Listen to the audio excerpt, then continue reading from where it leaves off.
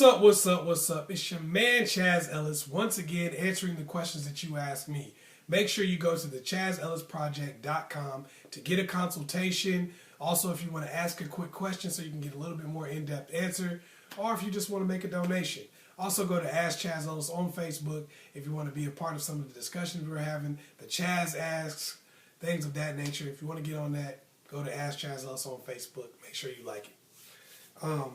Anyway, I talk about no contact a lot, the no contact method of dealing with somebody whenever they're treating you in a way you don't like, or not giving what you need or want from the relationship, or not even committing to a relationship at all, whether they're playing games or whatever. And one of the biggest things that I get from people is the difficulties within the first 2 weeks of the no contact method. Well, you got to remember, that's going to be the toughest time of the no contact method. And the reason why is because you're dealing with the no contact method from day one. And the other person may not even know that they're on the no contact method for a week or two. Okay? So usually what happens is something happened and that was the straw to break the camel's back. That's why you started the no contact method. Well, that means from that day, you're feeling a certain way about what happened. You feeling some kind of way, it hurts your feelings, you're confused, you want to know more, you want more information, whatever the case may be. This is what makes it so freaking difficult in the first 2 weeks, because that hole that person leaves behind and the confusion that they leave behind makes it very difficult to be able to maintain no contact without your brain kind of boiling in its own juices. That's why I really came up with 3 ways to get through the first 2 weeks of the no contact method. The first way to get through the weeks of the no contact method, you have to plan this. You have to remember, this is an initiated activity. You're doing this. You're starting the no contact method whenever you feel like starting it. So you should make sure that you have a plan in terms of what you want to do while you're not talking to this other person. Replace the time you'd be spending thinking about them, talking to them, arguing with them, or just even longing for them. Replace that with other activities. This means you should be going out with other people, hanging out with your friends, going to parties, bettering yourself in some kind of way, taking classes. I talk about occupying your time all the time because that's a big one.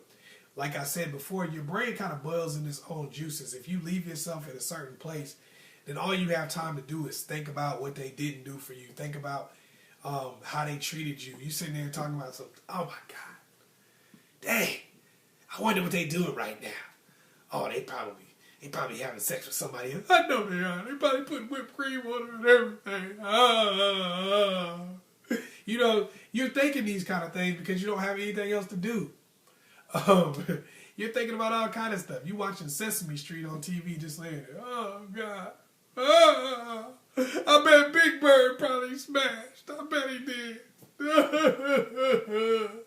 You sit there doing silly stuff because your brain starts boiling its own juices and taking you on flights of fancy because you're not moving around. You're not doing anything proactive. And when your idle mind gets to going, it'll start doing all kinds of crazy stuff to you. So make sure you get moving and get going. That way you don't have so much time to think. The number 2 way to get through, this is a number 2 thing you got to think about to get through the first 2 weeks, is you want to make sure you mind your own damn business. That means no looking at Facebook, no looking at Twitter, no looking at Instagram, no asking other people all kind of questions about them. Hey man, you seen him with somebody else? Hey, did you see him possibly, was he at the club last night? I mean, did you know, I don't know, was he wearing those shoes that I like? Don't ask those types of questions, because all that's going to do is make you want to know more. See, information kind of works like this. It's never a satisfaction of information. It's just like you learn anything in the world. Once you learn a little bit, you want to know more. It's never enough. And then it becomes an obsession. You look at the Facebook, you see, oh, had a good time with you last night. Oh, had a good time with who? Who'd you have a good time with? I'm going to know who you had a good time with. Now you kind of find out, you search and snoop, and you find out who they had a good time with. Oh my gosh, he had a good time with her? Okay, what does she do for a living? Now you looking around trying to figure that out. Now pretty soon you become so obsessed. It's like, even though it's no contact for them, where they don't really have to think about you, for you, you haven't done no contact for its purpose. That's a chance to clear your head. All you're doing is sitting there thinking about them. So basically, it's like you're having contact with them without having contact. And you're just really letting your brain boil in its own juices. You're going on flights of fancy. You're putting all your energy into them while they're out living their life. And you have to remember, this is not their time to feel bad. This is not really their time to suffer, especially in that first 2 weeks and sometimes even a month. You're the person that's going to be feeling it because you're the person who wasn't getting what they wanted, was left confused, and this person may take a week or two off of you on a regular basis anyway. So this is a time for you to clear your head. Don't put their mess into your problem, into your situation, and cause problems in your own life and in your own spirit. Get rid of all that. That's why you block people on Facebook. That's why you block people on Twitter and all that stuff.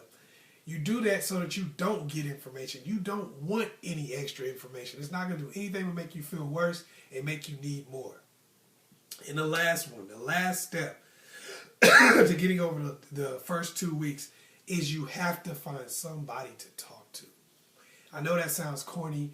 I know that may not sound like, but this is one of the biggest things. This is pretty much the key. This is one of the things that decides whether you're going to be successful or you're going to fail. You have to find somebody to talk to. A friend, somebody with a level head. It could be a friend, it could be a family member, it could be a counselor. It doesn't matter. It could be just somebody you talk to at the bartender, somebody with a level head, but it has to be somebody you can consistently talk to on a regular basis.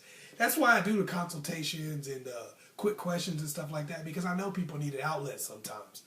And these are the people you have to talk. Because if you don't talk, what happens is, like I said before, your brain boils in its own juices. You don't get that release valve, so it just builds up inside of you, and it makes you second guess yourself. You waver, you go back and forth. Because you got to remember, you either really, really like this person, or you are really, really obsessed with the answer. Either way, that's going to be something that's going to drive you to want to go back, especially in that first 2 weeks to a month period. That's going to drive you to want to go back. And unless you get a chance to talk over these things with someone else and ask them questions, even if they don't necessarily have the answer to what that person is doing, just being able to ask the questions gives you a release and allows you to be able to keep going until you can get to the next stop.